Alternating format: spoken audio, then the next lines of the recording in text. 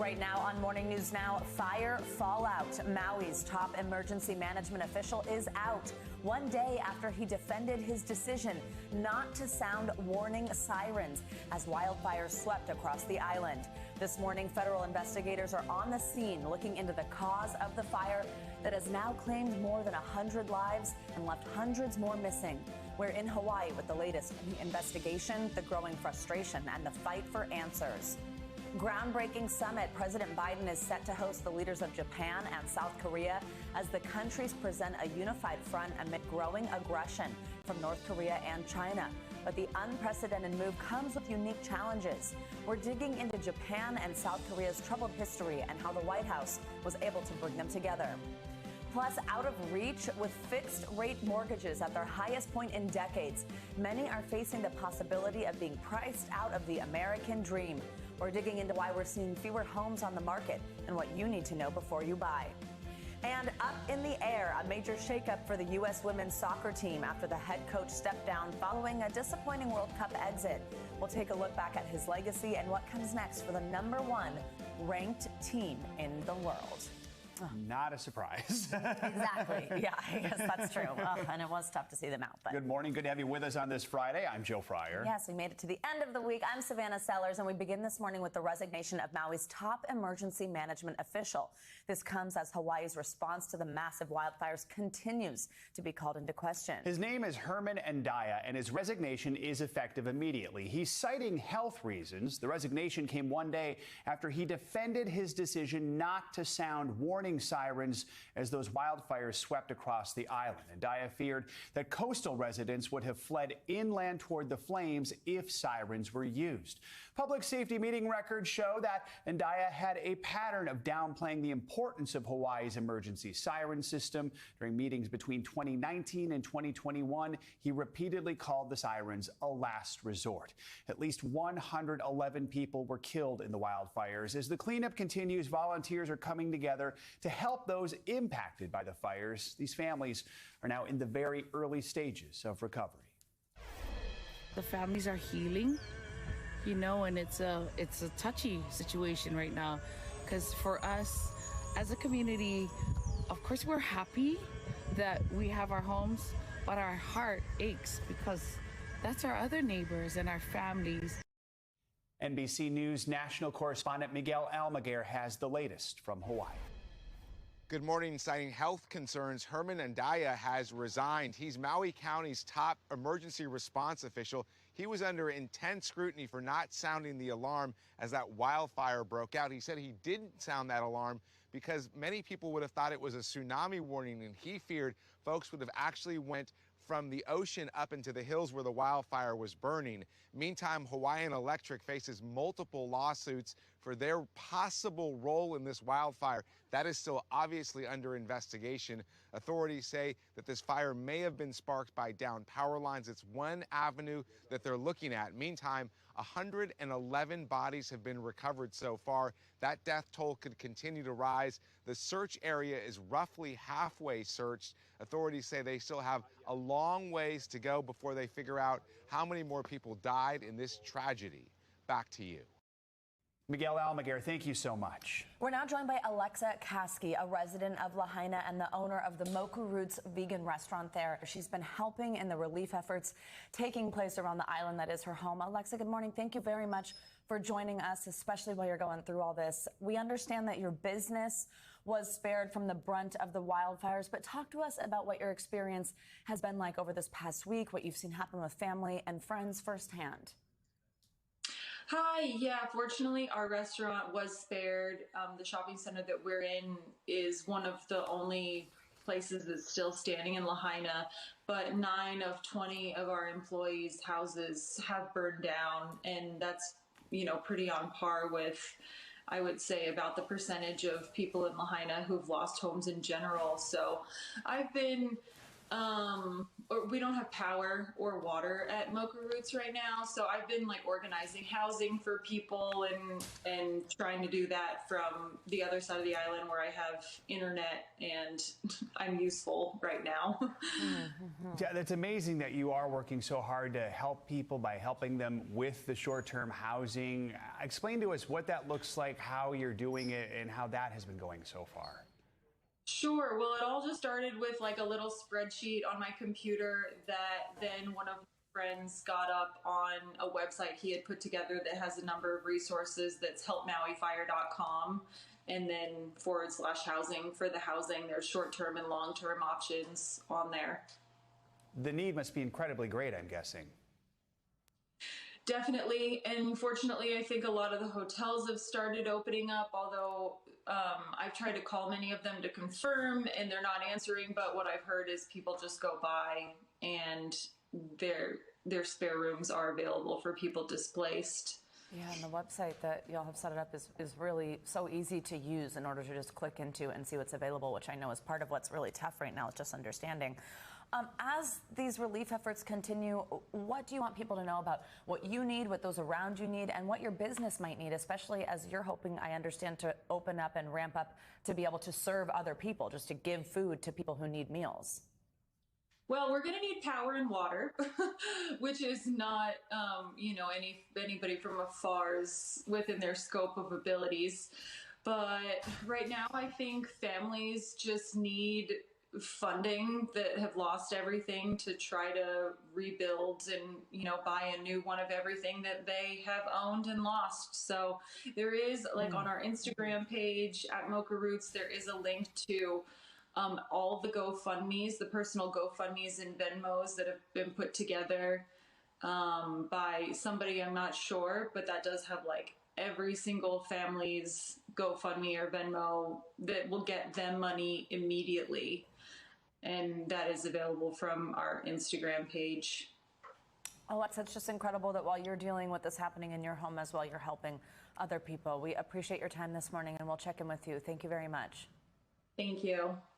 Now to the latest on Hurricane Hilary. We're tracking the powerful Category 4 storm expected to send some heavy rain to the West Coast. And that's right. Angie Lastman is here in studio with us with the details. Hey, Angie, good morning. Good morning, guys. You heard that right. West Coast. Normally, when we're talking about the hurricane season, especially during August, it's Atlantic focused, Gulf of Mexico focused. We're talking about the Pacific Ocean, though, and just this monster of a storm that has continued to rapidly intensify over such a short period of time. Now a Category 4 with winds up to 145 miles per hour. It's moving northwest just off the coast of Mexico at about a speed of 13 miles per hour, headed towards the Baja California Peninsula. That's where it's going to see the first impacts. And then eventually down the line, the southwestern portions of the United States are going to see some impacts, specifically in the form of rain. We could see some wind impacts, but let's talk about where we go between now and then. Notice Category 4 still as we get into the overnight hours tonight. This is really warm water right here, especially on the eastern side of the peninsula right there. That's water temperatures 85 and higher. On the western side, we get into really much colder waters. We're talking about a temperature difference between the waters of 20 degrees. And you can see what it does to the system. Weakens it significantly. We're talking 100-mile-per-hour winds by Sunday at 12 a.m. As it starts to make landfall in Mexico first and then eventually cross the border into California, it'll significantly weaken. But that doesn't mean that the impacts as far as heavy rain go away. We're still going to see that working in parts of the southwestern region of the United States, bringing heavy rain and really ample amounts of rain in a short period of time, where flooding will be a major concern for folks here. We're talking Los Angeles, San Diego, Las Vegas. The timing of when that system actually crosses the border from Mexico into California looks to be late Sunday into early Monday. And really, it's not so much about whether it's a tropical storm or a low or whatever it is. It's more about what comes with it, and it's going to be a whole lot of rain that comes with it. Here's the flash flooding concerns for Saturday. You can see kind of the bullseye area with the moderate risk. It's focused into parts of California, stretching into Arizona, but places like Las Vegas, San Diego, Palm Springs, Phoenix all have a pretty good chance of seeing some impressive rainfall with the precipitable water values, or basically just how much moisture is going to be in that atmosphere. We could tap into really impressive rainfall rates, up to 3 inches of rain in places like Nevada. And you can see it with our rainfall forecast from Saturday into Tuesday. Localized amounts 5 to 8 inches, but we could see on some sides of the mountains isolated up to 10 inches of rain. rain falling in a short period of time. So we will be really concerned about flooding in this area through at least the next couple of days. How about the winds? I mentioned that we could see a difference in that tropical system, whether it's a hurricane or a tropical storm or a low. It looks like the winds are more of a Mexico concern. We're going to see maybe some gusty conditions. The likelihood of us seeing tropical storm force winds in Southern California, not great, but we could see maybe a couple of gusts there as we get into Monday and Tuesday. We'll start to see things winding down, but it's really going to be the rain that I want people to focus on for folks over there in parts of the Southwest. And otherwise, unfortunately, for people in the Southwest, you look to the East Coast and it's just going to be a great kind of weekend for Saturday, even Sunday. It'll be hot in the middle of the country with, no surprise here, more record heat possible, triple digits across Texas. But as far north as the Central Plains and even the Midwest could see really uncomfortable conditions for Sunday plans, but some serious flooding ongoing for folks in the Southwest here as we get into Saturday, Sunday, and potentially Monday. All right, Angie, thank you so much. Appreciate it. Thank you. Former President Donald Trump is looking to delay his federal 2020 election interference trial until well after next year's election. In a court filing, Trump's attorneys recommended starting the trial in April 2026. Now, that's more than 2 years after prosecutors wanted to get the trial underway. They say special counsel Jack Smith's timeline denies Trump, quote, a fair ability to prepare for trial. The prosecution argues its proposed start date of January 2024 reflects, quote, the public's strong interest in a speedy trial. The judge is expected to set a trial date at an August 28th hearing. Trump has pleaded not guilty to the charges. A high-stakes trial in Mississippi came to an abrupt end after a judge declared a mistrial because of withheld evidence. The case centers on two white men who are accused of shooting at a Black FedEx worker as he tried to deliver a package to a house. Now, the family of that employee is calling on the Justice Department to investigate. NBC News correspondent Jesse Kirsch reports. Outrage in Mississippi. A judge declaring a mistrial in the case of two white men accused of trying to murder DeMontario Gibson, a Black FedEx driver who had just made a delivery. And with great reluctance, the court has no choice in this matter but to grant the motion for a mistrial. Gibson's mother escorted from court after Judge David Strong's ruling, a day after a police officer admitted to withholding evidence. Brookhaven Police Detective Vincent Fernando saying under oath that authorities had taken a videotaped statement from Gibson, but did not share it with either the defense or prosecution, as was required. The failure to turn over matters in discovery is just something that can't be ignored. In 17 years, I don't think I've ever seen it happen, but it happened here.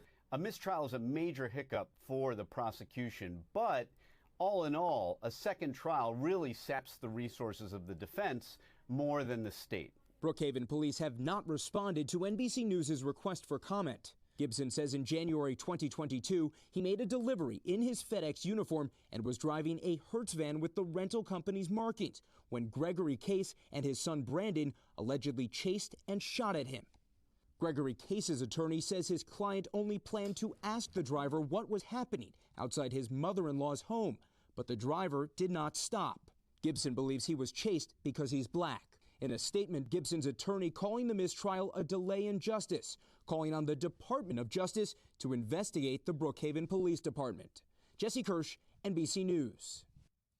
Let's turn to some financial news now. Well, it's no secret that buying a home has become a tough and expensive process. That's because the 30-year fixed-rate mortgages have reached their highest point now in more than 20 years. It's the most popular home loan in America. Freddie Mac says the rate for that loan is now over 7%, up from 5% this time last year. Let's bring in Caleb Silver. He is the editor-in-chief at Investopedia. Caleb, good morning. So what's the impact of these high mortgage rates? Does it mean for people who can't pay cash that home ownership is kind of out of reach right now? Absolutely. Home affordability is at its worst level in 4 decades. Why? Because of these rising mortgage rates, but also home prices have stayed very high because there's very little inventory out there. Nobody wants to sell and get into a new mortgage over 7%, and nobody that wants to buy it in their first-time home can afford that 7% mortgage. That's a lot of money. You mentioned low inventory. Why is that? Why are people holding on to their homes and not selling them? For that very reason. You don't want to sell out of your home. Most people have a mortgage that's under 6%, so they don't want to go out into the market and get a new new home at over 7%, plus the median price for a home now about $420,000. If you were to buy a $500,000 home, put $100,000 down, your monthly payment, $3,400. That is a lot for first-time home buyers. So if you are looking to either buy or sell right now, what is your best advice? Is maybe now not the time to do that? Well, you got to live somewhere. So if you need to buy a home to live somewhere, do it. But cash is king right now. So if you have an all-cash offer, you're going to have a much better opportunity. Also, pool some money with friends. Developers are also offering financing to potential clients as well in lieu of banks. They may get a better deal that way because banks right now are giving you 7%. If your credit's bad, you're looking at 8%. So for people who are looking ahead a year or two down the road, I mean, what's the likelihood the rates start to drop on the 30-year? Depends on what the Fed does, right? Depends on what the Fed does. So the Fed is expected to start cutting rates next year. I would look to next spring to see mortgage rates come down and maybe some affordability start to broaden out into the market right now. Very tough for first-time home buyers. Very tough for sellers right now, too. When we see sort of this mixed bag, it feels like we talk about some good news sometimes and then some tougher news. It's still so hard to buy a home. What does that ultimately mean right now for the American consumer at home? Yeah, well, we're pretty stretched. That credit card debt is very high. Mortgage rates and debt is very high right now. That said, we are continuing to spend. We're going to see how long that lasts. We got student loan payments coming back in about a month or two. We still have inflation around, so it's a tough time for consumers. All right, Caleb Silver, as always, we appreciate you. Thanks. This morning, President Biden is welcoming the leaders of Japan and South Korea at Camp David. It's the first trilateral summit between those nations. The president hopes the meeting will project an image of unity between the countries amid growing tensions with regional rivals, North Korea and China. NBC News Chief White House correspondent Kristen Welker joins us from Washington, and our foreign correspondent Janice Mackey-Frayer joins us from Beijing. Good morning to both of you. Thanks for being here. So, Kristen, I'll start with you. Just walk us through what we can expect from today's summit. What kind of agreements might we see? What type of discussion is expected to be had? Well, Savannah and Joe, good morning to both of you. We are looking for some deliverables. As you say, this is a significant summit. It's the first between these three nations, and it's really aimed at being a show of force in the face of an increasingly aggressive China and new missile threats by North Korea, including growing concerns Russia could be helping North Korea advance its nuclear arsenal. Now, the three leaders are expected to announce new annual military exercises and new intelligence sharing agreements, including what's being called a three-way hotline to communicate during a crisis. It's also the first time President Biden is hosting foreign leaders at Camp David, a hugely significant venue. Of course, it's the site of critical diplomatic negotiations in the past, you guys. So, Janice, we know Japan and South Korea have a historically bumpy relationship. Help us understand why that is, and then what are some of the steps both countries have taken recently to try and mend those relations? Very uneasy history. Relations between Seoul and Tokyo have been shaped by decades of resentment and mistrust that go back to Japan's occupation of the Korean Peninsula. Now, there have been steps made towards reconciliation, much of it credited to South Korea's President Yoon Suk-yeol, who was elected last year. He met in March with Japan's Prime Minister Fumio Kishida. That's the first meeting of its kind in 12 years. They're hashing out a deal to settle claims of forced labor. The issue that both men are facing is that there's not widespread support in their countries for all of these reconciliation efforts. So a big challenge facing them, their own domestic political environments, which is also a factor for President Biden. Kristen, how big of a deal is this? How much of a coup is this for the Biden administration to actually get these two countries together under the same roof, given their bitter history? What does it ultimately mean for the White House, for the Biden administration? Well, from a foreign policy perspective, this is hugely significant for all of the reasons that Janice laid out. The fact that there are these long-standing tensions between Japan and South Korea. The venue really, I think, speaks to this. One senior administration official telling us yesterday, Camp David was chosen quite carefully. I think there's a recognition that venue is reserved for only the most important and significant such meetings. This administration official citing, of course, summits that were held there at the end of the Second World War, the Camp David peace accords under former President Bill Clinton. So the venue is of huge significance, and of course there is a lot on the docket today. This is a region that the Biden administration is increasingly engaged with, making this pivot toward Asia again as they are dealing with a rising China and new aggressions by North Korea, guys. Janice, we like to say the world is watching. That includes North Korea and China. How are they viewing this summit? Any reaction from those countries?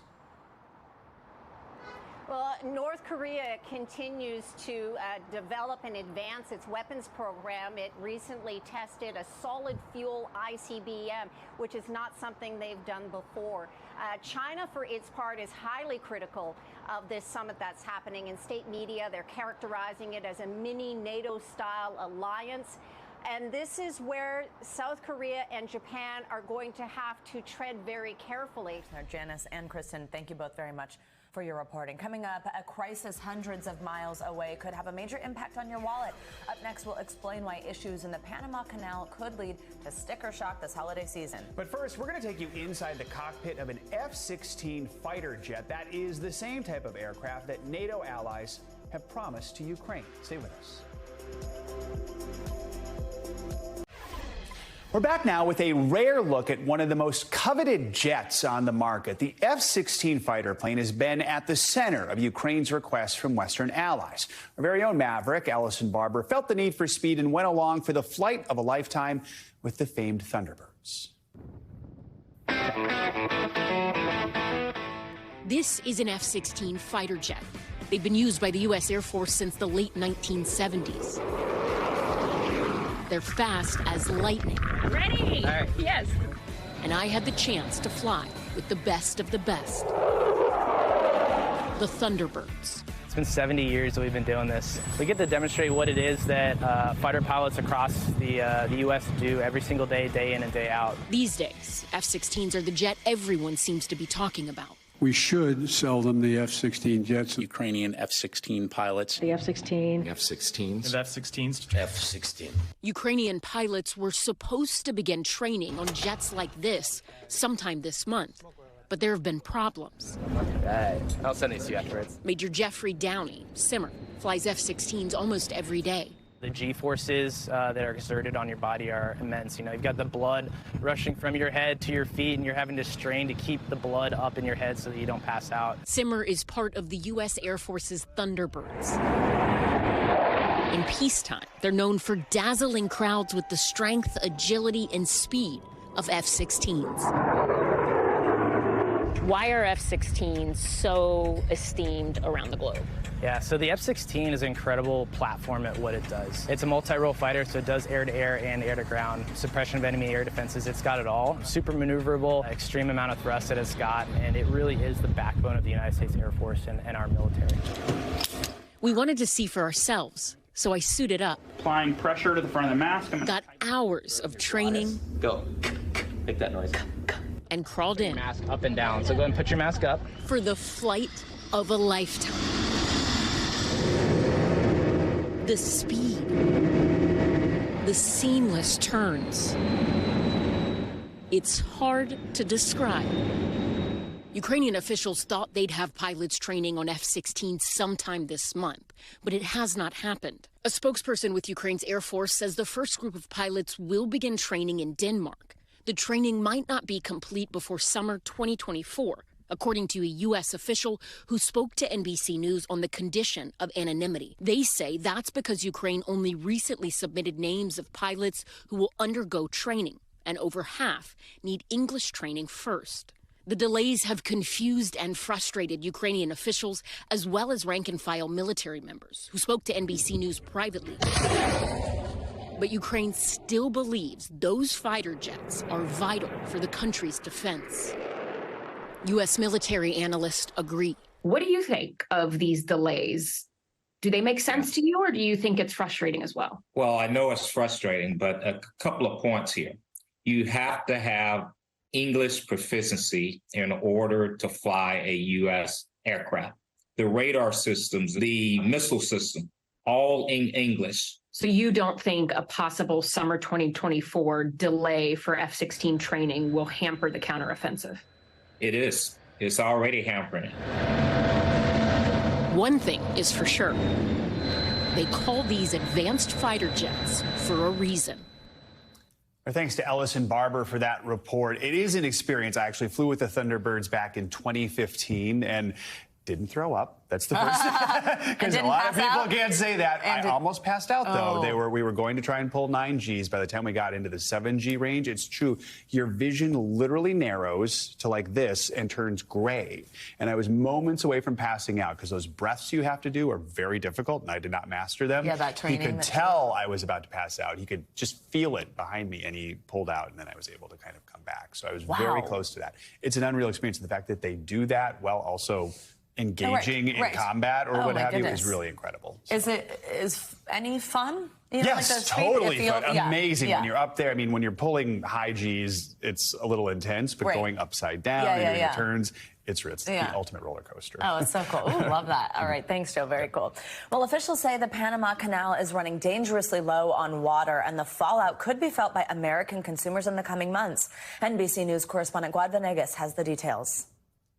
The Western Hemisphere's most important canal and the lake it sits on need fresh water. A drought affecting Panama's Gatun Lake means less water is available to operate the Panama Canal, forcing administrators to reduce the number of ships passing through. We are managing water resources and waiting for some rainfall to come. And why does this matter? With 40% of all U.S. container traffic coming through the canal, any delays will hit American consumers. And if things continue, it could mean pricier holiday presents this year. You picture everything you can buy in our superstore are on the ships generally, but the cargo that's going to be more restricted is heavy stuff. You have sometimes machinery, sporting goods, home lighting, home equipment, refrigerators, all that kind of stuff. The new restrictions come after more than 150 ships were already waiting to cross last week, much more than the usual 90 vessels. Those that do cross are required to weigh less,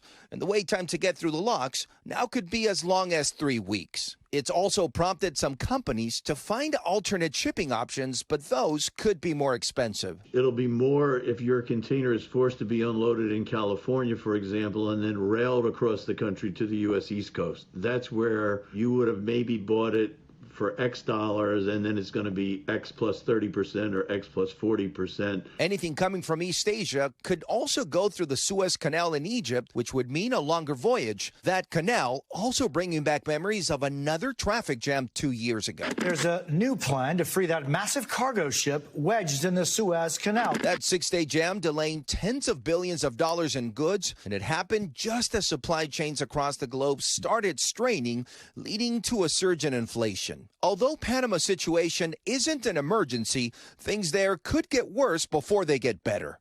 The canal's meteorology manager saying the high temperatures in the Pacific due to El Niño have increased evaporation in the lake and led to a weaker rainy season. Its administrator telling CNBC global warming could have real ripple effects on shipping and the worldwide economy. We believe that climate change is going to impose significant increase in costs and transportation costs in general. Our thanks to Guad Venegas for that report. More international headlines now. A Moscow court has charged an imprisoned Russian-born U.S. citizen with espionage. Josh Letterman joins us now from London with that and more. Hey, Josh, good morning. Hey there, good morning, Savannah. Russian officials and the Russian state media say that former pharmaceutical executive Gene Spector was charged with espionage, but so far, state media has not released any additional details about what he's actually accused of doing. Now, Spector was previously convicted in Russian court last year of allegedly bribing Russia's former deputy prime minister, and he was given a 3.5-year prison sentence. The State Department, they say they are monitoring his case, but have no further comment for now. 2 other Americans, Paul Whelan and journalist Evan Gershkovich, also accused of espionage by Russia. And in Colombia, the U.S. Geological Survey says a 6.3 magnitude earthquake has shaken the capital of Bogota. 1 woman died after falling from a building, and terrified residents fled their homes into the streets. It's unclear as of now whether the quake caused major damage to buildings. And finally, let's go to the Palestinian territories, where the first cat cafe has opened in the coastal Gaza Strip. The Gazan economy has been ravaged for years by sky-high unemployment, frequent conflict with Israel, and a 17-year Israeli blockade. But now, Gazans who need an escape from all that can get it for a little while by grabbing some feline cuddles at the Meow Cafe. The cost for a little time with the cats is 5 shekels, or about $1.30 in U.S. dollars. All right, very cute. Josh, thank you so much. Thank you. Coming up, New York joins a growing list of cities that are banning TikTok on government devices. Up next, we'll explain what's behind the decision and how it compares to that talk of a federal ban. Up next.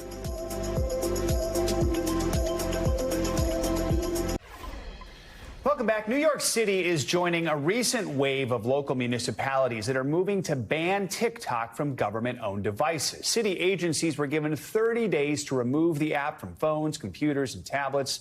The move puts New York City in line with the policy for federal workers who are also not allowed to have the app on their government devices. New York Times business reporter Sapna Maheshwari joins us now for more on this. Sapna, good morning. So first of all, what are the big concerns that New York City officials have about the app? Why are they doing this? Yeah, so just like we've seen in other states and the federal agencies, New York City said that they did some testing and they found that there's a security risk here. And what this all goes back to at the end of the day is TikTok's ownership by the Chinese company ByteDance. Across the board, we've seen all of these different agencies and government officials saying that the ownership means that somehow, this information on TikTok could make its way to the Chinese government. So explain to us how this ban in New York compares to bans being enacted by other states across the country or the one on federal government devices. And then just also remind us just what lawmakers are doing right now on a federal level about TikTok. Yeah, of course. So this is really in line with what we've seen out of more than 24 states at this point and the federal agencies. What is a little bit unique in New York is that it looks like they've actually shut down some really popular city-run accounts. This may come as a surprise for those of us who are not TikTok users, but the Department of Sanitation, for example, has become a huge darling on TikTok. People have really loved their videos of snow plows, showing what workers do at trash collection time. But now it's looking like all of those accounts are no longer monitored by the city. So the crackdown's really extending. Even on college campuses like Auburn University in Alabama, where they have banned TikTok on the Wi-Fi, they still allowed the campus TikTok account to keep posting about football games and things like that. So it looks a little bit more extreme in that sense. On the federal level, we have continued to see these bans on government devices. We haven't seen any push towards really a nationwide ban on TikTok, which is probably great news for the many young people who are using this app nonstop every day. But of course, Montana is considering a full ban. They've actually passed it into law as of May. It's set to go into effect on January 1st, but it's very much being challenged, and there's a good chance that a judge will issue an injunction to stop that from going into effect in the next couple of months. Okay, so you're right. A lot of people, including me, surprised that the New York Sanitation Department has such a huge following on TikTok. So what happens to those accounts now that this ban is being put in place? And on a serious note, a lot of people get the information they need from TikTok. So what are some other sources to get some of that important information? Well, from what I understand, the account is also active on Instagram. I was surprised to see that the city is no longer monitoring these accounts because, they have been quite a hit. You're seeing the same message on NYC Mayor, the Department of Parks and Recreation, where they're saying, these are no longer monitored by the city. So it looks like people are going to have to get some of their memes and funny information elsewhere for the time being. But we'll see if the city, decides to reinstate those. Do we expect some legal challenges to these bans, especially in New York? So far, the government devices bans have actually not been challenged on legal grounds. I think because the bans are really on, whatever is issued by the city. So those laptops, those phones. I think that when it comes to a bigger ban, like what we're seeing in Montana, that's where you're starting to see the First Amendment challenges or, the argument that perhaps the state should not be regulating something that should be decided by federal authorities. But at this point, New York City is in good company with so many other states and municipalities in implementing this ban. All right. Sapna, thanks so much. Good to have you on this morning. Well, health officials are warning of a new COVID strain that could be behind the growing number of cases across the country. That variant is called BA.286. Both the CDC and the World Health Organization are now tracking its spread and its mutations. NBC News correspondent Ann Thompson has the details. This summer, most Americans left COVID in the past, gathering together once again mask-free. But signs of a COVID resurgence. Across the country, COVID hospitalizations jumped more than 14% in the most recent week, but far lower than pandemic levels. NBC News medical contributor Dr. Kavita Patel. What's behind this uptick in COVID that we're seeing? The main driver of this is a variant that's relatively newer to the scene, EG5. It's easier to give and get, so that makes it kind of easier to pass along. It's been almost a year since the last COVID booster came out. CDC Director Dr. Mandy Cohen. The new COVID booster is expected to be approved by the FDA, and then we will make recommendations from the CDC probably by the second or third week of September. Will it protect against this new strain? Yes. The booster is tailored to what we are seeing circulating now. Critics say the federal government is behind once again. People knew there was going to be a COVID resurgence. So why don't we have a booster today? Why do we have to wait until next month? The way we go about doing our, just like we do with our flu shots, right? We make sure that we're looking at the ways in which the virus changed. They look at and evaluate that. The FDA is doing its work. We likely will see this as an annual COVID shot, just like the flu shot. Just in time for fall, when we'll also face RSV. Can you take the flu shot, the COVID booster, and the RSV vaccine all at once? So for flu and COVID, yes. RSV, again, is only available for older adults. That's one where I'd say talk to your doctor about what's right for you. So what to do until the new COVID booster comes? Get prepared. That means stocking up on at-home tests. Yes, they cover the new strain that is out there. Keep a mask handy if you're in a crowded place. And most of all, doctors say be sure to get that new COVID booster when it becomes available, along with the flu shot. And if you're over the age of 60, the RSV shot. Get all three of those shots by Halloween. That will give you the best chance, they say, of staying healthy. Now back to you. All right, Ann Thompson, thank you. Coming up, soccer shakeup. Team USA's head coach stepped down after that shocking early exit from the World Cup. Up next, we're digging into what the future holds for the Stars and Stripes.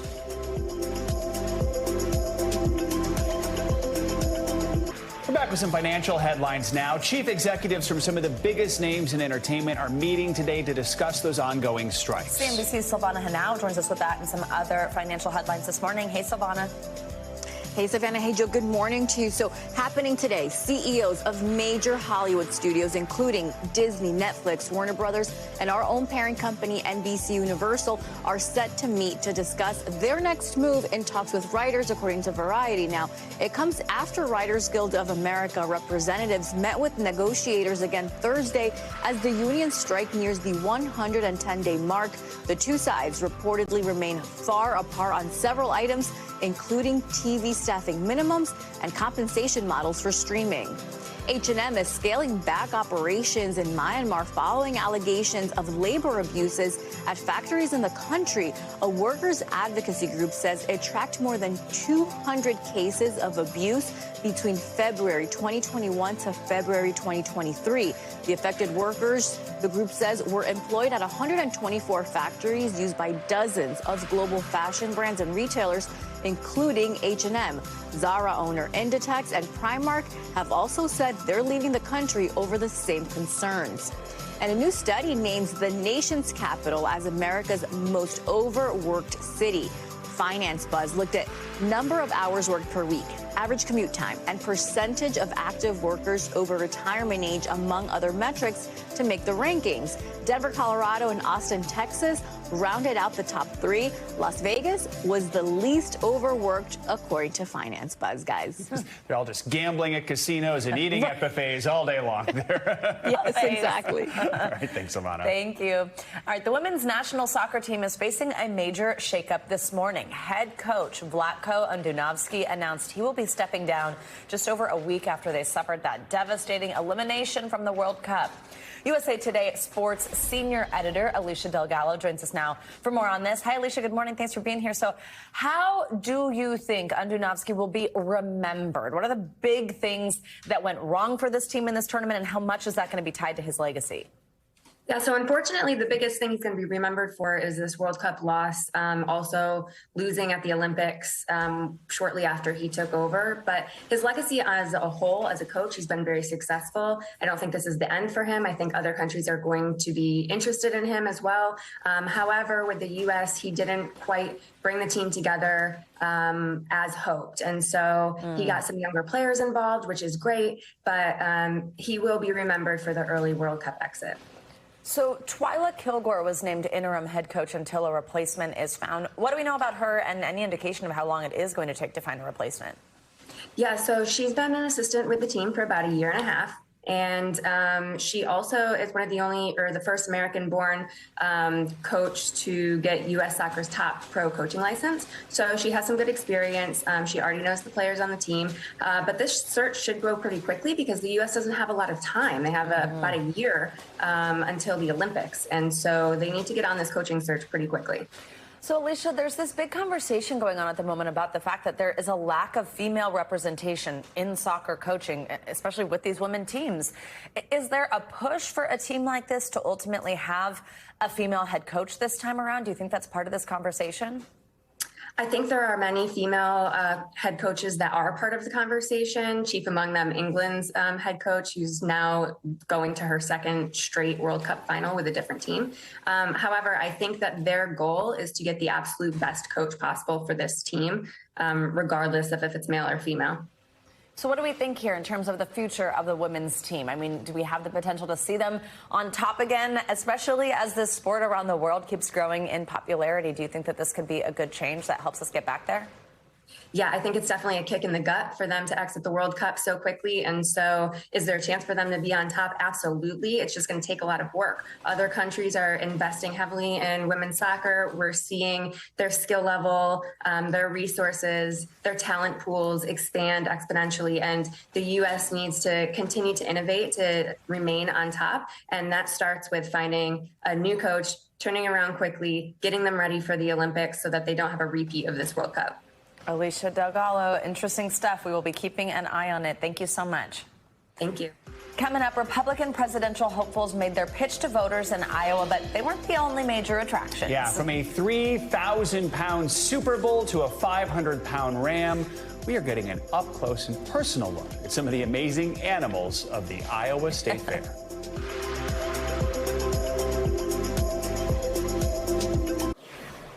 Welcome back. NBA star James Harden is feeling the love from his fans during a visit to China. The Philadelphia 76ers guard appeared on a live stream to sell his wine on a Chinese platform similar to TikTok alongside an online celebrity known as Crazy Brother Yang. He sold 10,000 bottles of his signature J. Harden within seconds. Harden was so excited, he did a cartwheel.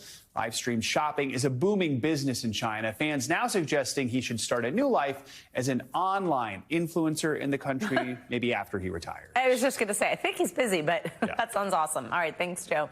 Well, we reported a lot on the Iowa State Fair this week with the Republican presidential candidates out in force to campaign. But maybe as important as the politics is just seeing a little bit more of the fair itself. For example, the iconic 600-pound butter cow. Yes, that is a sculpture made out of butter. And our giant dairy friend is not the only animal worth queuing up to see. NBC News Iowa political embed Alex Tabbitt took a walk on the wild side.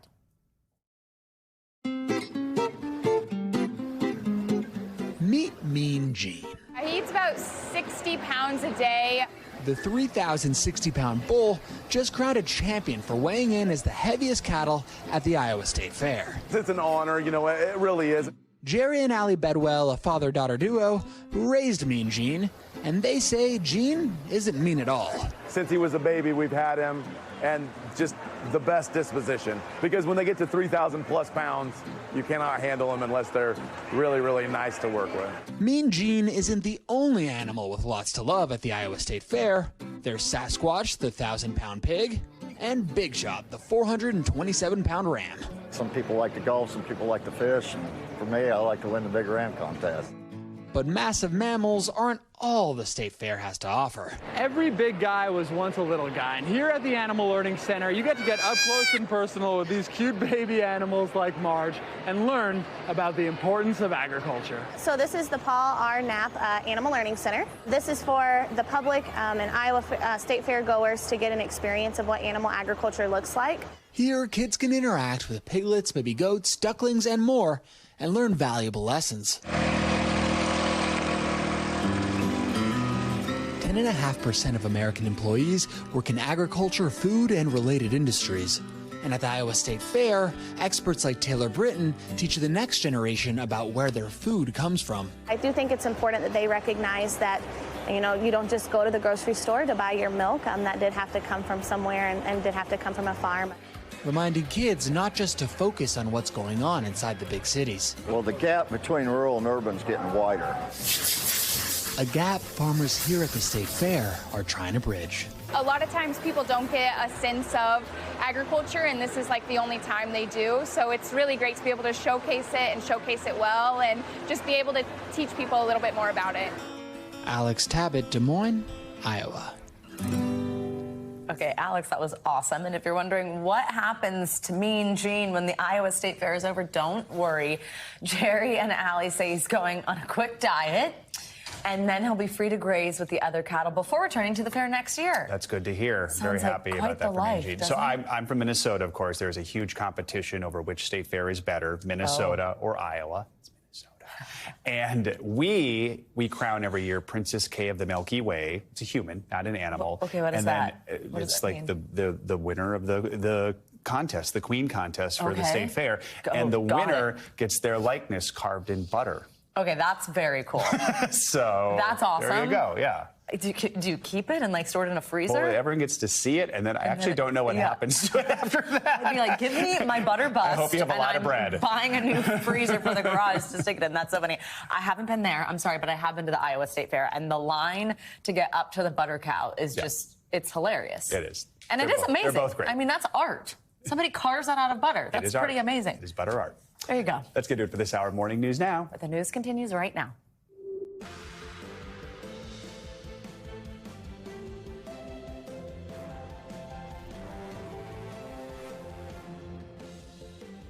Good morning and good news. It's Friday. I'm Savannah Sellers. TGIF, I'm Joe Fryer. Right now on Morning News Now, a stunning resignation in Hawaii as Maui's top emergency management leader steps down. The move comes amid a wave of criticism surrounding the response to the deadliest wildfires in modern U.S. history. Why he's leaving his post as questions mount over who's to blame for more than 100 lives lost in the tragedy. Also this morning, we're watching a troubling COVID resurgence. The CDC now reporting an uptick in hospitalizations for the fourth straight week. We've got our doctor on call this morning with the latest tips on how you can stay healthy. Plus, a nationwide smash and grab crisis that's putting Americans and many retailers on edge. The widespread crime epidemic that's now forcing lawmakers to take action.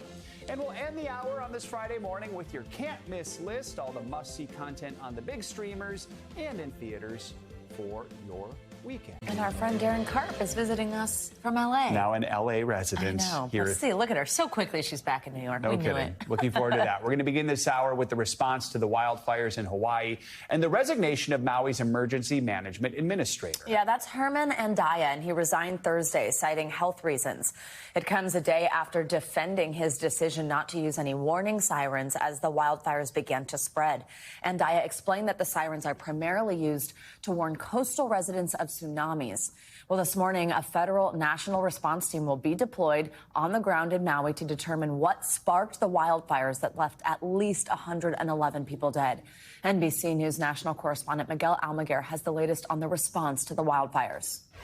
Citing health concerns, Herman Andaya has resigned. He was Maui County's top emergency response official. He decided not to sound those emergency alarms as the wildfire broke out. Meantime, the search for the missing continues as families demand answers. This morning, 10 days after the deadliest wildfire in a century, the administrator for Maui's emergency management agency, Herman Andaya, has resigned. His job to head the department responsible for responding to disasters. Citing health reasons, the move comes amid increased scrutiny over his qualifications and the decision to not sound emergency sirens as the fire broke out. If you want to talk, come up here. At a contentious press conference, Andaya defended the decision, noting the sirens are primarily used for tsunami warnings and may have led people toward the danger. Do you regret not sounding the sirens? I do not. Had we sounded the siren that night, we're afraid that people would have gone into the fire. While the cause for the blaze has not yet been determined, Hawaiian Electric is now facing at least 4 lawsuits in the wake of the devastation. The latest accuses the power company of years of negligent and reckless operation, citing a 2022 funding request in which the company acknowledged the risk of a utility system causing a wildfire ignition is significant. Freaking power line just went down. As videos like this appear to show power lines igniting small sparks before the main blaze began, the company says it will work with officials on the review. Fire crossing the road. Not good. The fallout over the cause of the fire comes as a new analysis estimates the island is losing 3,600 daily visitors, costing nearly $2 million a day.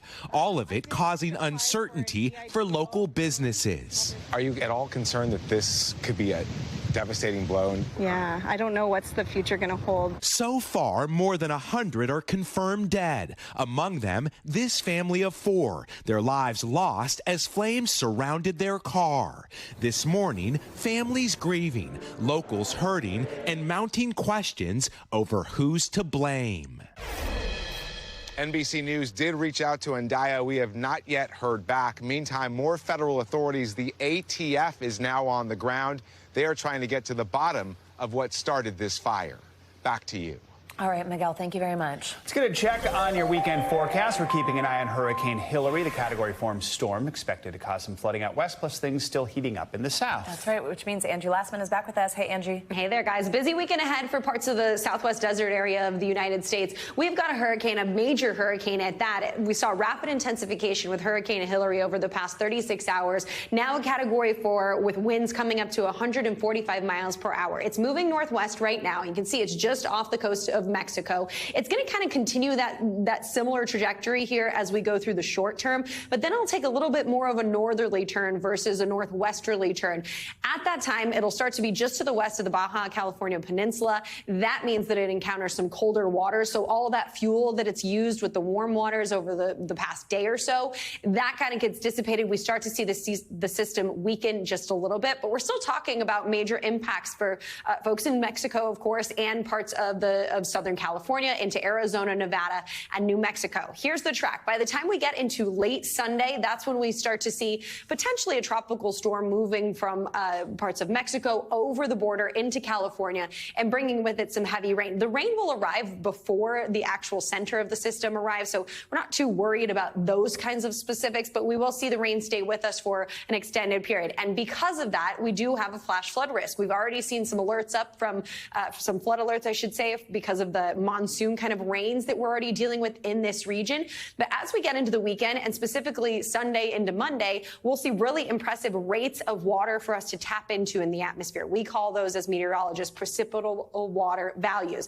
And you can see just east of San Diego and east of Palm Springs, pretty good chance that we could see flash flooding on Saturday ahead of that system actually making landfall and working into southern portions of California. Rainfall amounts anywhere from maybe 5 to 8 inches, but we could see higher amounts. We could go upwards of 10 inches in the mountainous areas of this region. So it'll be a flooding concern kind of event.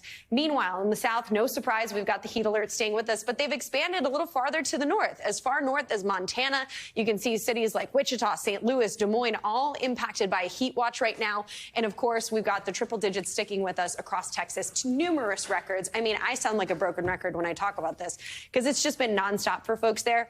It's now spreading to the north here as we get into the day tomorrow. So if you have outdoor plans for, say, Oklahoma City, Concordia, Pueblo, you're hitting the triple digits for temperatures tomorrow. And it sticks with us even into parts of the Midwest as we get into early next week. These temperatures in St. Louis will hit the high 90s. And, you know, with that comes humidity levels elevated, too, and feels like temperatures will be well above that. Nashville into the low to mid 90s Sunday and Monday, even warmer on Tuesday with a high of 97 degrees. And Minneapolis hits the low 90s. And then it gets even warmer on Tuesday as well with the mid-90s, guys. So we've got, of course, flooding rains to worry about in the Southwest, but we've also got the heat that people need to take seriously across the middle of the country, and we've got some sunshine on the way for the eastern third of the country. So we're kind of in a nice little pocket here in the Northeast over the next couple of days where it's quiet and comfortable. We'll take it. I think your graphic said August gem. You like that? It did. Good memory. I like it. All right, Angie, thanks. In Georgia, authorities are investigating threats against grand jurors after their personal information was posted on a fringe website. Law enforcement is trying to track down those responsible. It follows the indictment of former President Donald Trump and 18 other co-defendants over an alleged attempt to overturn the 2020 election result in that state. NBC News correspondent Blaine Alexander joins us now from Atlanta with the latest on all this. Hi, Blaine. Good morning. Well, Savannah, good morning to you. Here at the Fulton County Courthouse, the barricades and added security are still in place, but now officials are dealing with new safety concerns related to the grand jury that voted to indict former President Trump. The sheriff says in a statement that they are monitoring for any threats and working with other law enforcement agencies to track them down. This morning, as the legal cases surrounding former President Donald Trump continue, there are new concerns for the safety of the judges and juries involved. A Texas woman was arrested and charged with threatening Tanya Chutkan, the judge overseeing Trump's federal election case in Washington, D.C. Officials say the woman left the judge a threatening voice message filled with racist rhetoric. The former president has repeatedly slammed the four indictments, both on the campaign trail and on social media, where he recently reposted criticism of Chutkan and Thursday said this about this week's indictment in Fulton County, Georgia. I think they're sick people. They have no idea the anger they cause. There, the sheriff's office has announced new safety measures, saying in a statement it's aware that the personal information of the grand jurors who returned that indictment is being shared on various online platforms. It comes after NBC News first reported that the grand jurors' names and home addresses had been posted online on a fringe website, with one user writing, "These jurors have signed their death warrant." Unlike federal court and most other states, in Georgia, grand jurors' names, but not personal information, are listed in the indictment, which, once unsealed, is public. For Fulton County District Attorney Fonnie Willis, security has long been top of mind through her 2-year investigation. She says she's received repeated, often racist threats. We asked her about them last summer. Have you had to up your security because of those threats specifically related to this investigation? Absolutely. I signed up to be the district attorney, but I still have a lot of life in front of me and I want to lead it. As Mr. Trump continues to attack the Georgia process, They want to silence you. They want to silence you. This morning, a new announcement after promising to reveal what he called a report of Georgia voter fraud in a press conference on Monday. He wrote overnight that press conference is now canceled. And no word on when the former president will come to Fulton County, Georgia to surrender. Savannah, he and the other defendants have until next Friday at noon. All right, Blaine, thank you so much. This morning, President Biden is at Camp David, where he's hosting the leaders of Japan and South Korea for his first summit there. Those two nations have historically tense relations, but they're coming together amid rising tensions with China and North Korea. NBC News Chief White House correspondent Kristen Welker joins us on this from Washington. Hey, Kristen, good morning. So walk us through what we can expect today. I know we're looking for some real concrete things to come out of this. And also, why are the stakes so high? Hey, Savannah and Joe. Well, good to see both of you. Look, this summit is hugely significant. For one, it's the first between these three nations, and it's really aimed at being a show of force in the face of an increasingly aggressive China and also new missile threats by North Korea, including growing concerns Russia could be helping North Korea advance its nuclear arsenal. Now, the three leaders are expected to announce some deliverables, new annual military exercises, and new intelligence sharing agreements, including a three-way hotline, which would basically allow them to communicate during a crisis. And again, this is significant because there are these long-held tensions between South Korea and Japan. The fact that they are putting them aside to have this formal summit here is hugely significant, Savannah and Joe. Kristen, also significant the fact that this is happening at Camp David. Can you talk more about that significance? The venue holds great weight, Joe. You're absolutely right. It's the first time President Biden is hosting foreign leaders at Camp David, which, as you know, has been the site of critical diplomatic negotiations in the past. A senior administration official put it this way, quote, Camp David was chosen quite carefully. I think there's a recognition that the venue is reserved for only the most important and significant such meetings. So that gives you a sense of their thinking there. And this official really citing a number of different moments when Camp David has been at the center of critical negotiations, peace talks with Israeli and Palestinian delegations, I should say, under former President Clinton, and also talks at the end of the Second World War. The location really aimed at underscoring the significance of this moment, this pivot to Asia.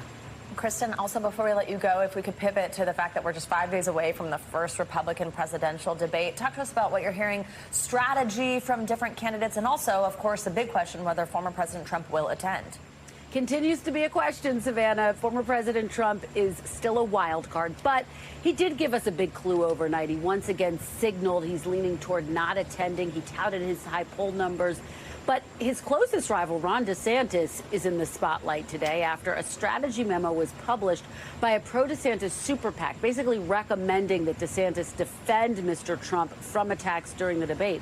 Now, the DeSantis campaign reached out to them. They say, look, they weren't aware of this memo.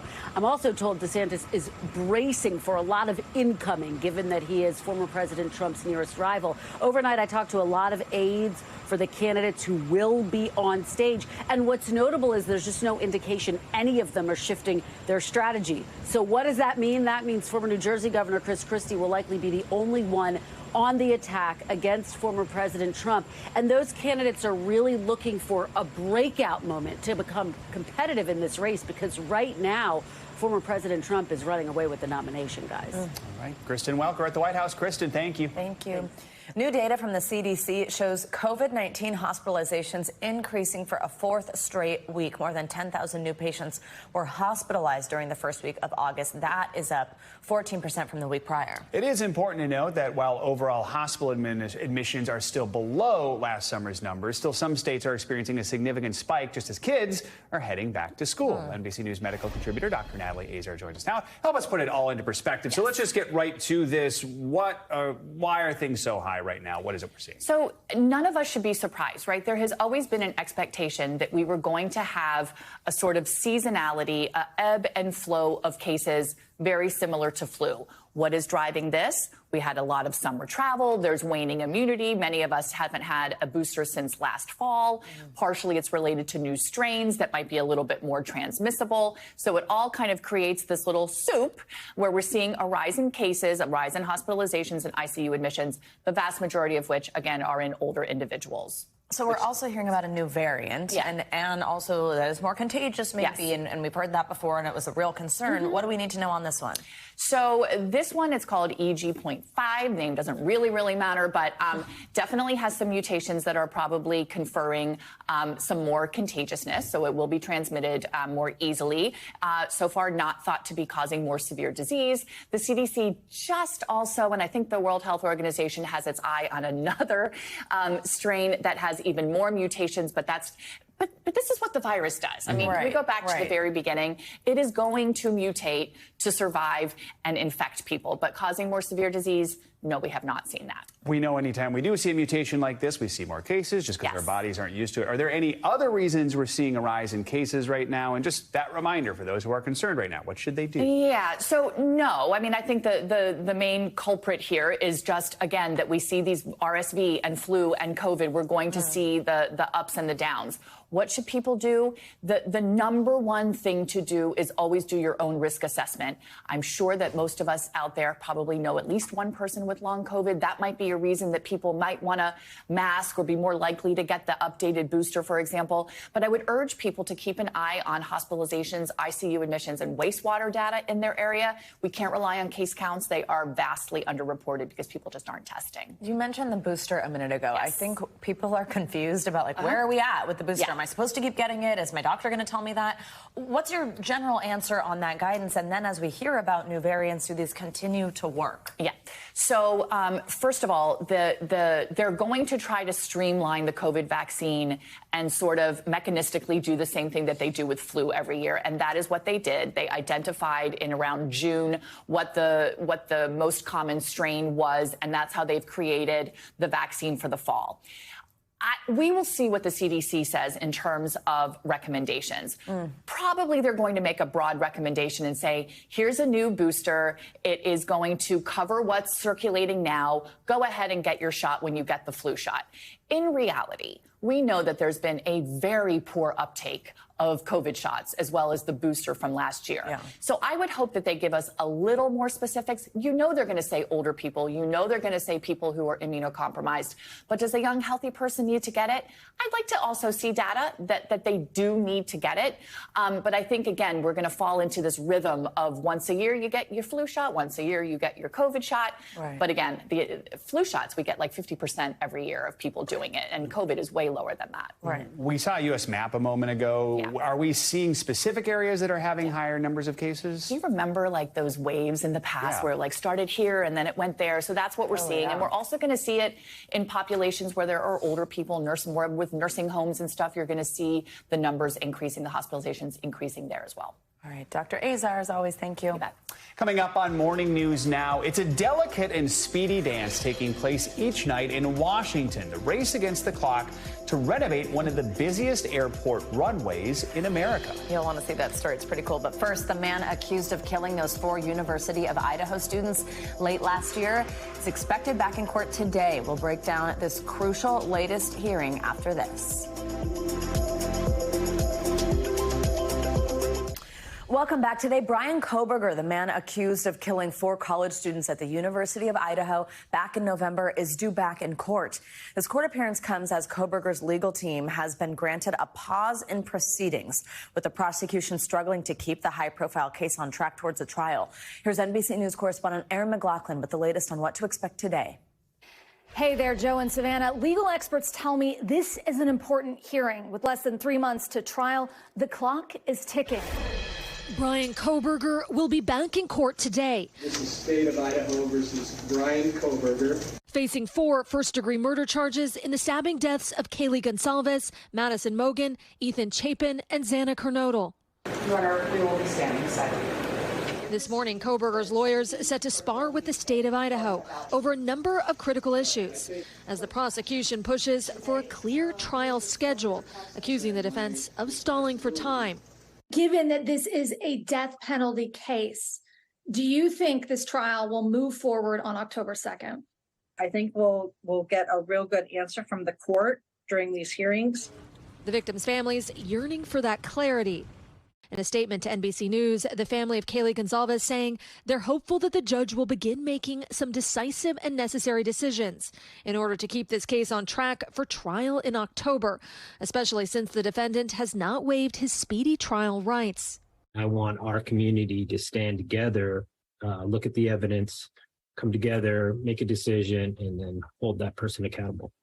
The defense is pushing the state to disclose more details about the DNA found on the knife sheath it alleges led them to Kohberger, while also questioning the validity of the grand jury indictment handed down last May, while the prosecution wants the defense to offer up more information about Kohberger's potential alibi. Following the defense's court filing earlier this month, in which Kohberger's lawyers allege he was out driving alone the morning the murders took place. We expect to see some of the Gonsalves family in court today. Others may attend via Zoom. The judge will be allowing the family of the victims and the defendant to attend proceedings virtually. Joe and Savannah. All right, Erin, thank you so much. NBC News legal analyst Danny Savalas joins us now with more on this. All right, so according to court documents, Brian Kohberger's attorney planning on arguing 2 motions today. Help us understand what they are, why they're important. Motion number 1, to compel discovery. The defense wants all the DNA evidence, including, and there are 2 varietals of DNA. There's the old school DNA where you get the profile, you upload it to CODIS, but there's this new genealogical DNA, and the prosecution's arguing that, hey, we gave this to the FBI, and look, we did a lot of searches online, and we didn't write those down. And that's a dirty little secret on both sides of the state, the prosecutors and the defense. If it's only in your head and you looked at it on a screen and you didn't write it down, in theory, you don't have to turn it over because there's no paper to turn over. So the state's saying, we did all this footwork, we didn't write it down, we shouldn't have to turn it over. You go do your own footwork. They have a technical argument under the rules that kind of makes sense, but the spirit of the rules are really that they should turn over all this genealogical evidence. That's motion number one. Motion number two is about a stay of the proceedings. But here's what it's really about, Joe. Another dirty little secret. Every defendant wants as much time as they can to prepare, but they want it not to count against their speedy trial. So in other words, they want to hold the state to a speedy trial, but they want additional time that won't count against them. Because in Idaho, it's all or nothing. Either you say, we're going to trial in this number of days, or if you ask for 5 minutes extra, you've waived your speedy trial rights. That's at least what the state is arguing. So this motion for a stay is really just about the speedy trial. Kohberger wants his speedy trial rights, but he also wants his cake and eat it too, and have extra time to prepare. Let's talk about the alibi. Out driving alone. What's your reaction to that? And then also, in the pursuit of trying to prove that, would Kohberger himself testify? Yeah, sometimes you see filings and you have to read between the lines. And reading between the lines, this is the way I read this filing.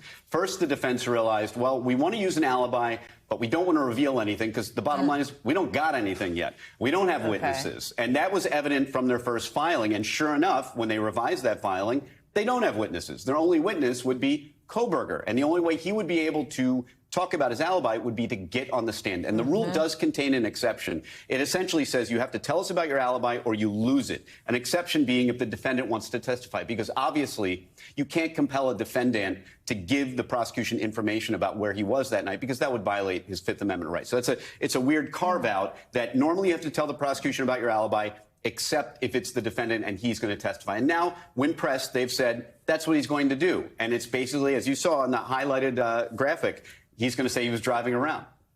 Now, that he'll have to testify, probably, unless there's some other evidence they can get through cross-examination. He's going to have to take the stand. And they really would not want to commit to that now. So what they're trying to do is hedge their bets on the defense, say, leave open the possibility of an alibi, but not commit too much to it. Right now, we're looking at an October trial date. How realistic is that looking? Not realistic, but the reason I put an asterisk there is that speedy trial is an issue here.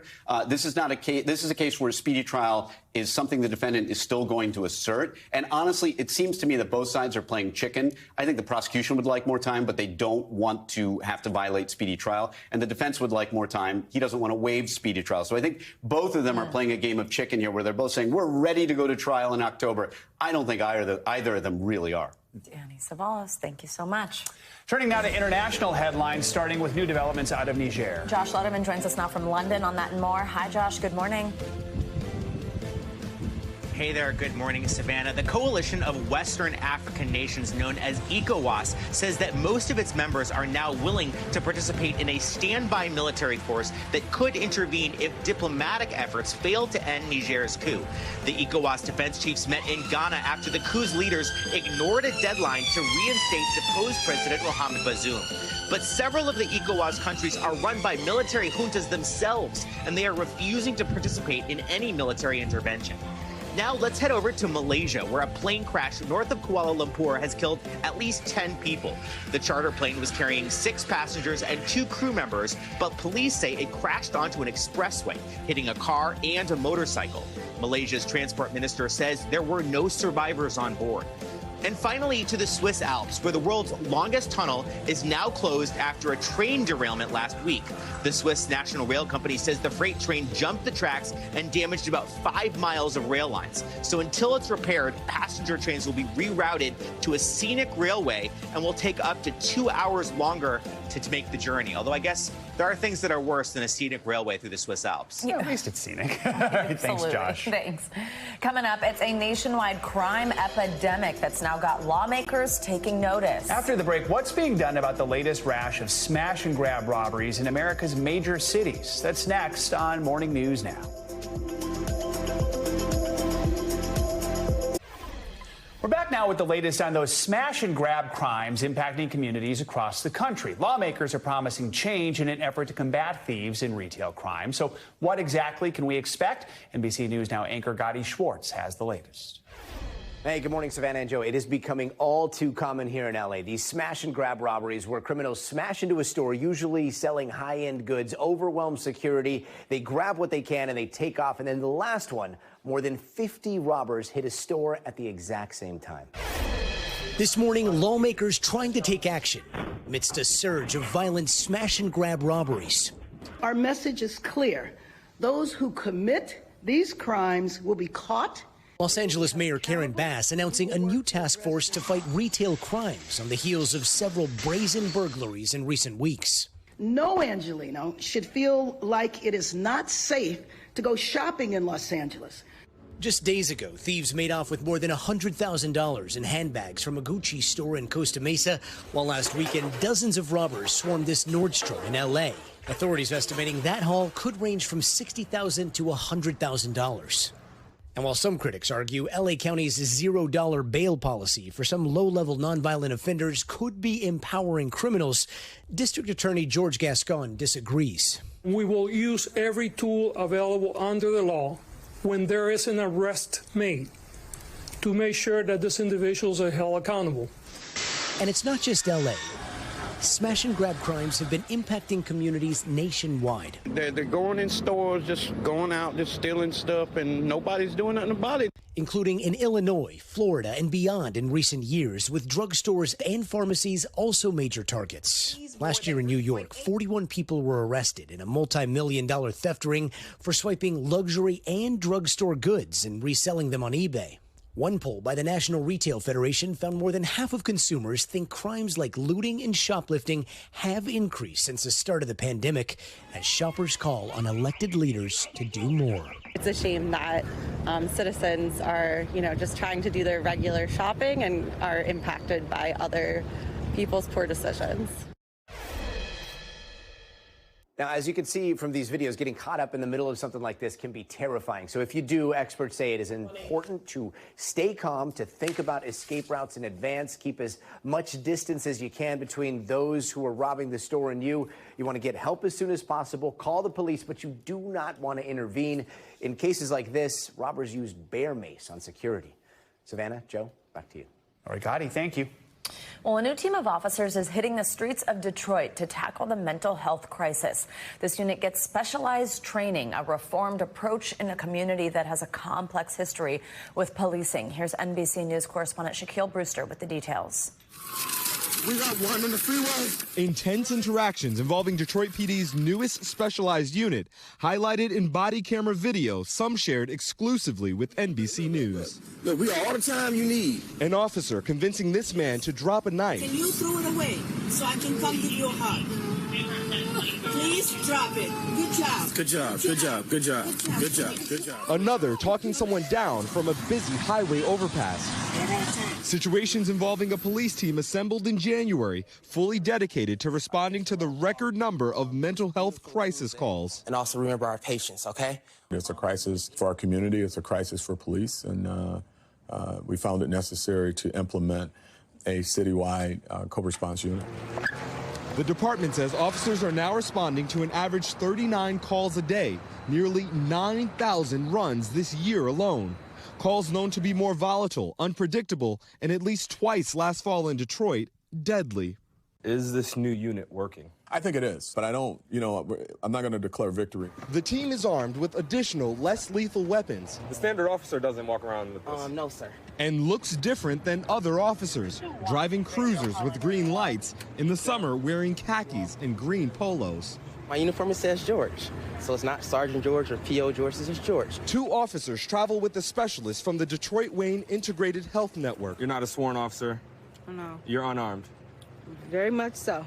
We watched how in between emergency calls, teams visited folks they previously encountered.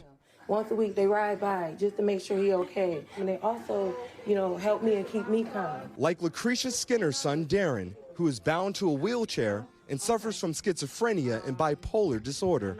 I mean, you're talking about your son here. My son, Darren, How much did you hesitate calling 911? I called 911 because I need the help. Super excited about today. The department last week announcing new state funding, allowing the unit to expand from 19 to 30 officers. But the co-response model falls short of what Alexandria Hughes and other community members demanded. We were calling for a non-police, unarmed mental health crisis response service. As she led protests in 2020 and after the separate police shootings of Porter Burks and Keasia Miller last fall, each killed while suffering a mental health episode after family members called 911. It's not the answer because it still involves the police. And we know that community members who have been traumatized are not going to trust that. I would much rather our officers not have to engage in the mental health crisis, but it's here. You're forced to do it. We're forced to do it, and we have to do it, and we shall do it. Shaquille Brewster, NBC News. It's an important day for more than 80,000 former Boy Scouts of America who claim they were victims of sexual abuse within the organization for decades. Well, now those survivors can apply for a piece of a $2.5 billion trust. This is the largest abuse settlement in history. NBC News correspondent Ann Thompson joins us now with the details. Ann, good morning. Good morning, Joe and Savannah. The website is now live this morning as this long and difficult journey to justice enters what is its final leg for some 82,000 abuse survivors. The majority can now apply for compensation for what adults did to them as children. Too many Boy Scouts knew adults who were neither trustworthy or loyal. I was 12 when the abuse took place. Drew Tessier says he was abused by his assistant scoutmaster, who was also his pediatrician. It's something that shadows you for the rest of your life. Now Tessier and 82,000 other former scouts can claim their piece of the largest abuse settlement in history, $2.5 billion. It is overseen by retired bankruptcy judge Barbara Hauser. The guiding principle of the trust will be to treat each survivor with fairness, compassion, and respect. The abuse goes all the way back to the 1920s, some abusers cataloged in the so-called perversion files. The settlement is distributed in two parts. The expedited claim started earlier this month, offering a flat $3,500. This morning, general claims can now be filed. Survivors and their attorneys must fill out questionnaires and submit supporting documents. What kind of settlements should the survivors expect? Claimants can experience settlements ranging from a low of $3,500 to a high of $2.7 million. Who makes the decision about what price tag you put on someone's pain? That's a loaded question in the sense of there is no dollar compensation that will ever be adequate. For Tessier, it is a long time coming. It feels like a form of justice. I mean, it's a hard thing to quantify the amount of abuse and the range of abuse and the number of people involved with this. It's at least forced Boy Scouts of America to face it. Now, we reached out to the Boy Scouts of America for comment overnight. We did not get a response back, but in the past, the organization has said, we filed for Chapter 11 bankruptcy to ensure that victims of past abuse in scouting are equitably compensated. Our plan is to use this Chapter 11 process to create a trust that provides equitable compensation. There is no word yet on how long it's going to take to get the victims their money. Yeah, so how will they determine who gets this and when they would see the check? So it's a very complicated process, but there's actually a matrix that puts a dollar amount on the abuse that happened to them. And then there are other factors that are taken into consideration. How many times it happened? Was the offender somebody who did it multiple times to multiple children? Things like that. And then they come up with a dollar amount. But if the survivor is not satisfied with that dollar amount, they can appeal that. But for most, I can tell you, having covered many, many, many of these stories, unfortunately too many, the most important thing is that their abuse is recognized, because there's no amount of money that's ever going to make them whole. Oh, yeah. And thank you so much. Appreciate your reporting. Yeah, thank you. Coming up, you could call it a true Project Runway. After the break, the nightly race against the clock to renovate one of the busiest airport runways in the nation. Our Tom Costello has that story next.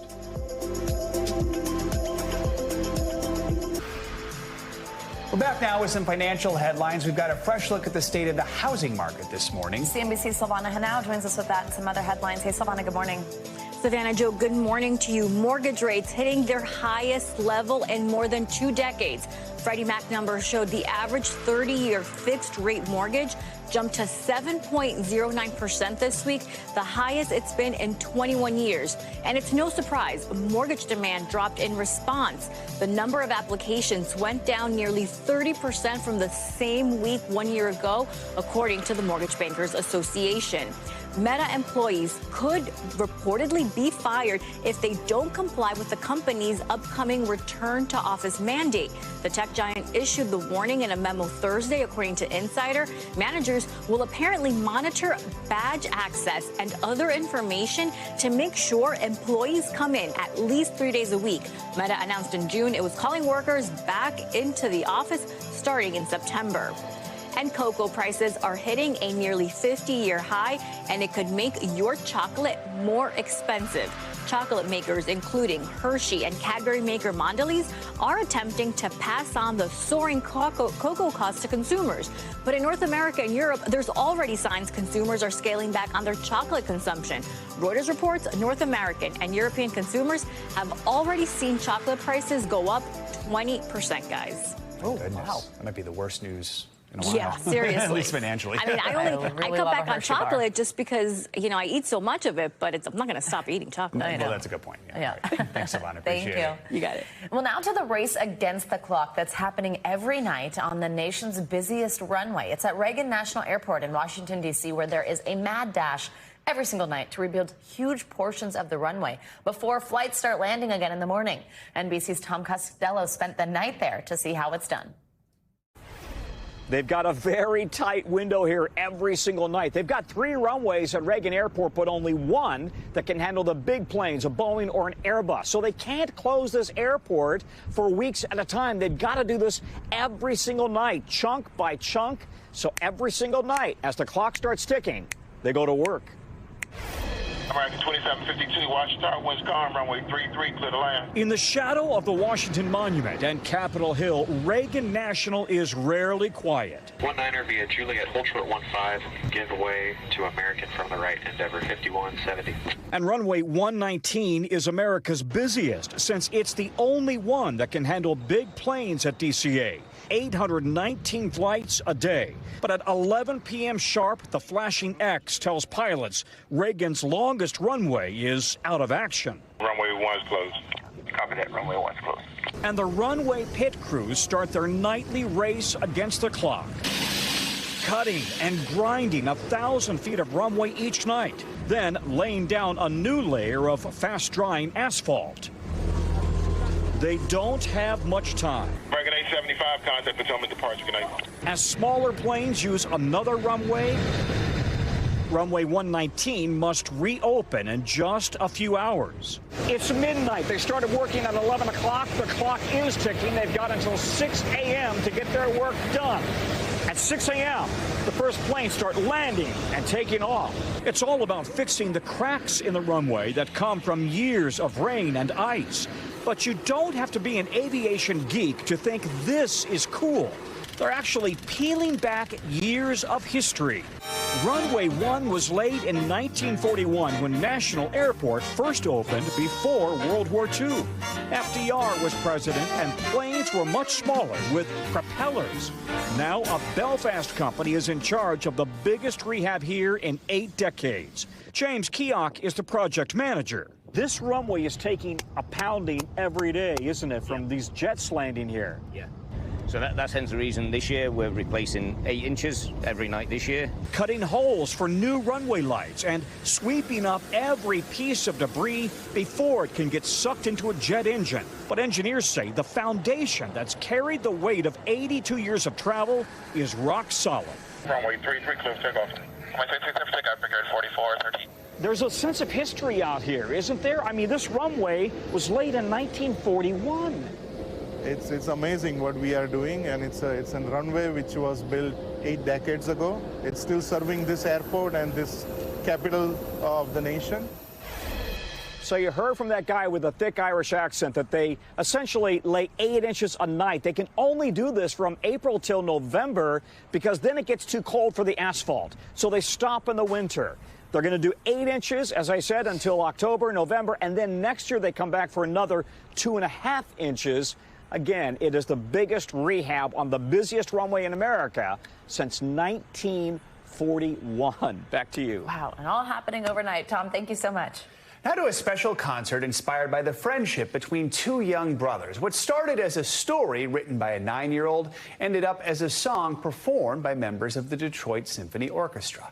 NBC News correspondent Kathy Park has the story that will tug at your heartstrings. Julian and Harrison Ryan share a special bond. When they're together, what are they like? Julian just enjoys whatever Harrison is doing at the time. With Julian, you can often see and feel what he's thinking through his emotions. He wakes up laughing with a huge smile on his face. Born with a brain malformation, Julian can't communicate using words, but oftentimes music takes him to another level. And that's where Sing Me a Story comes in. The nonprofit connects the talents of musicians and songwriters with the creativity of children. We were the fastest cheetahs in the world. Harrison's imagination took him and his brother on an epic adventure. Their story made its way on stage, but not just any stage. Jazz musicians and members of the Detroit Symphony Orchestra turned their words, Julian and I were back in the backyard, into a one-of-a-kind song, and the kids had no idea. What do you think is going to happen in the next few minutes? I don't know. It was almost this overwhelmed look that Harrison had on his face where he just realized, this is my story. This is really happening right now. And right by his side, his brother taking it all in too. Even being able to impact just 2 or 3 people in a room, sometimes that's more meaningful than playing a concert in front of thousands of people. My brother Julian will forever and always be my adventure partner wherever life takes us. A surprise these brothers will never forget as they look toward the next adventure. Kathy Park, NBC News, Detroit. Oh, what a sweet story. All right, coming up, it is finally Friday, so that means we've got our weekly can't miss list on deck. After the break, all the latest and greatest movies and streaming releases for your weekend. Bravo's Darren Karp is here with us on set with the rundown. Stay with us, that's next. Welcome back. Well, after almost a month of Barbie and Oppenheimer being out in the world, the movies are still breaking records. Barbie is now Warner Brothers' highest grossing domestic movie ever, beating the previous record holder, The Dark Knight, from back in 2008. Around the world, the movie has now topped $1.2 billion and become a total phenomenon. Oppenheimer, meanwhile, is the highest grossing movie in domestic history not to top the box office and has actually beaten Barbie to #1 in a few big markets, including India and Hong Kong. So there you go. Barbenheimer just dominating. So I think we looked last week to try and get Barbie tickets still, and they were still like only front row available. Yeah, I know. It's crazy. I want to see it again, but yeah, not from the front row. Exactly. Speaking of summer blockbusters, it's Friday. That means it's time for our weekly can't miss list, all the movies and shows you need to see this weekend.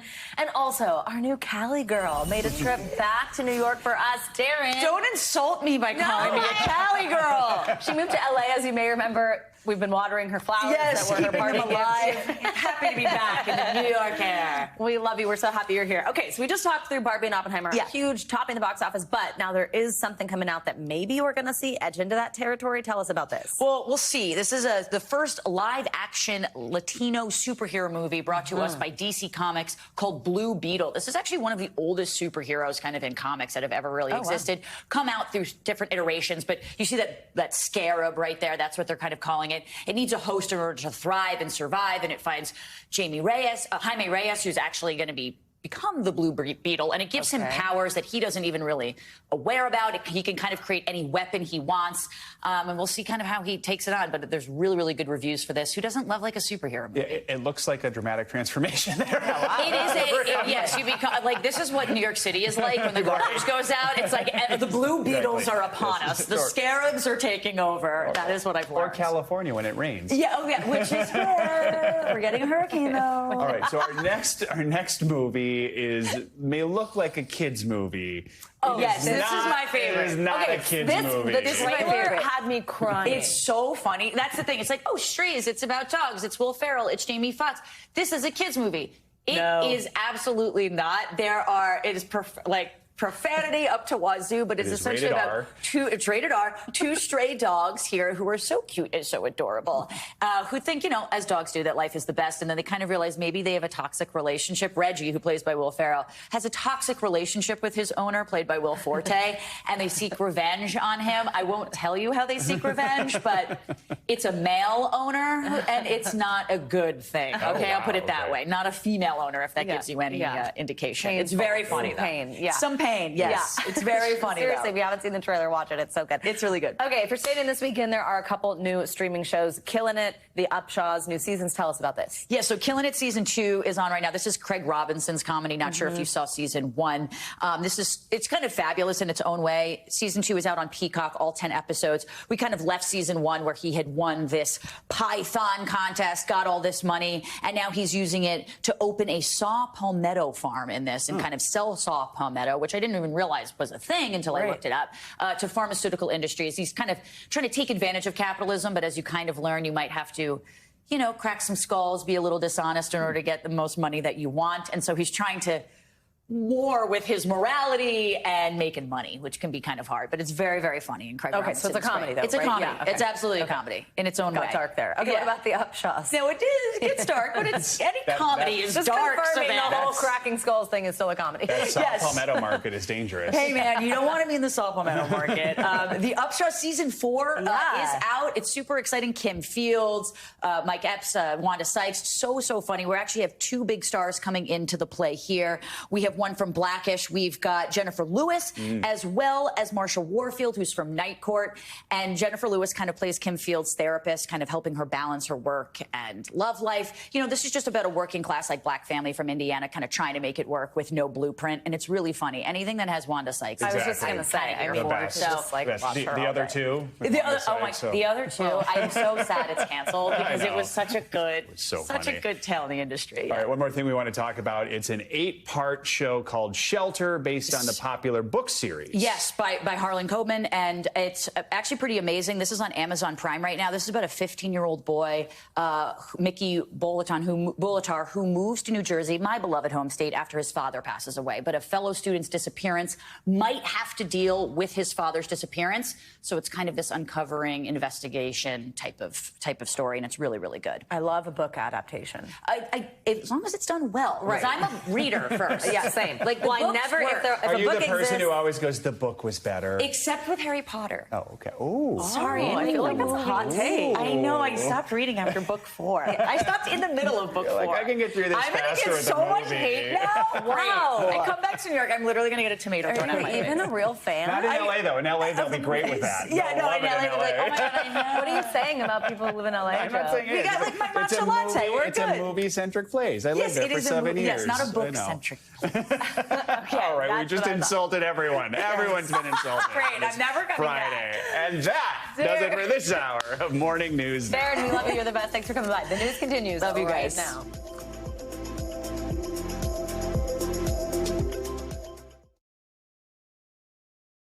Thanks for watching our YouTube channel. Follow today's top stories and breaking news by downloading the NBC News app.